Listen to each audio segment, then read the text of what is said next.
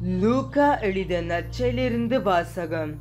அதிகாரம் 7 வசனம் 11 தொடக்கம் 17 வரை.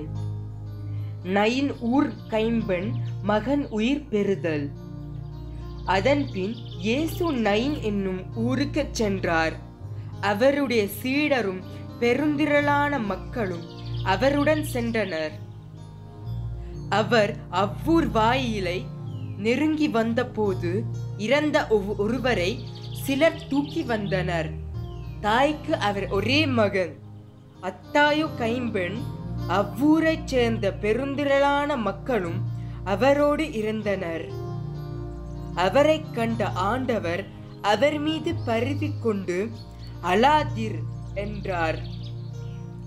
அருகில் சென்ற பாடையை தொட்டார். அதை தூக்கி சென்றவர்கள் நின்றார்கள். அப்பொழுது அவர், இளைஞனே, நான் உனக்கு சொல்கிறேன், எழுந்திடு என்றார். இறந்தவர் எழுந்து உட்கார்ந்து பேசத் தொடங்கினார்.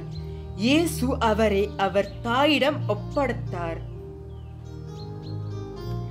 அனைவரும் அச்சமுற்று, நம்மிடையே பெரிய இறைவாக்கினர் ஒருவர் தோன்றிருக்கிறார், கடவுள் தம் மக்களை தேடி வந்திருக்கிறார் என்று சொல்லி கடவுளை போற்றி புகழ்ந்தனர். அவரை பற்றிய இந்த செய்தி யூதேயா நாடு முழுவதிலும் சுற்றியுள்ள பகுதியிலும் பரவியது. இது ஆண்டவரின் அருள்வாக்கு.